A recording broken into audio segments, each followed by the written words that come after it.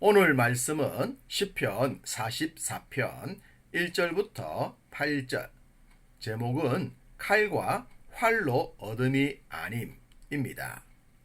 역사를 공부하는 것은 과거를 통해 현재와 미래를 잘 대처하기 위함에 있습니다. 그렇기 때문에 역사는 기록되어야 합니다. 그것도 바르고 정확하게 말입니다.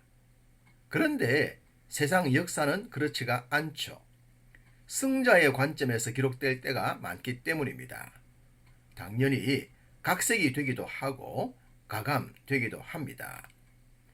예를 들어 성경에 기록된 출애굽의 역사에서 애굽은 모세 앞에서 대패를 했습니다.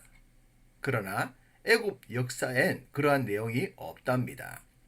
당연히 실패와 치욕의 역사를 보여주기 싫었기 때문입니다. 그러나 성경은 있는 그대로를 기록하고 있습니다. 이스라엘의 실패와 포로, 수치와 능욕까지 말입니다. 이런 것이 진정한 참 역사 기록인 것이겠죠. 오늘 본문은 바로 그 기록된 역사를 근거로 믿음을 지킨 이야기를 하고 있습니다. 1절, 하나님이여 주께서 우리 조상들의 날, 곧 옛날에 행하신 일을 그들이 우리에게 일러주매 우리가 우리 귀로 들었나이다. 일러주는 내용을 귀로 들었다고 합니다. 구전으로 전해진 내용일 수 있겠지만 하나님은 당신의 일하심을 기록하게 하셨습니다. 가령 10편만 보더라도 78편, 105편, 106편에 이스라엘의 역사, 곧 출애굽과 관련된 내용들을 기록하고 있습니다. 물론 아브라함의 부르심에 대한 내용도 기록하고 있고요. 이렇게 기록된 내용들은 전달자의 입을 통해 전해지고 전해졌던 것입니다. 우리도 직접 기록된 성경을 먼저 접한 것이 아니라 누군가에 의해 전달받은 내용이 먼저였을 것입니다. 그런 후에 기록된 성경을 보게 되었죠. 하나님의 말씀이 살아있다는 것을 알게 하는 것이 기록된 성경입니다. 그 성경을 읽기만 해도 새 생명의 역사가 일어나기 때문입니다. 무엇보다 기록된 말씀을 통해 우리가 우리 삶의 주인공이 아니라는 것을 알게 됩니다. 2절, 주께서 주의 손으로 뭇 백성을 내쫓으시고 우리 조상들을 이 땅에 뿌리 박게 하시며 주께서 다른 민족들을 고달프게 하시고 우리 조상들은 번성하게 하셨나이다. 이스라엘의 잘됨은 전적으로 하나님의 역사였습니다. 활과 칼로 만들어진 역사가 아니라는 겁니다.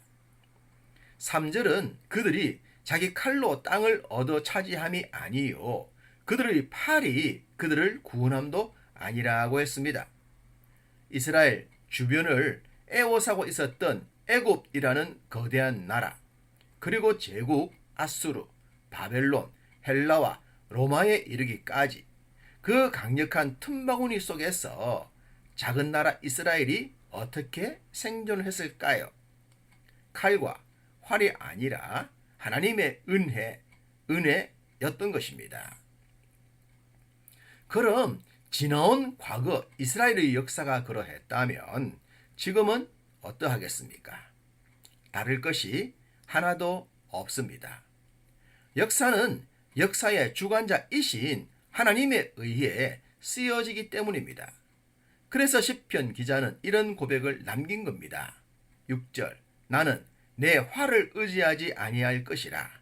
내 칼이 나를 구원하지 못하리이다. 활과 칼을 의지하지 않겠다고 했습니다. 만약 활과 칼이 모든 것을 해결할 수 있다고 믿는다면 그곳엔 피 흘림의 역사만 존재하는 제국주의만 남게 될 것입니다. 강한 나라가 정의가 되고 승자만이 진리가 되는 세상, 선하게 살아가는 준법 정신에 투철한 인생들은 지배를 당하고 말 것입니다. 하나님은 이런 세상을 만들지 않기 위하여 이스라엘을 선택하셨고 그들을 통해 살만나는 세상을 만들고 싶으셨던 것입니다.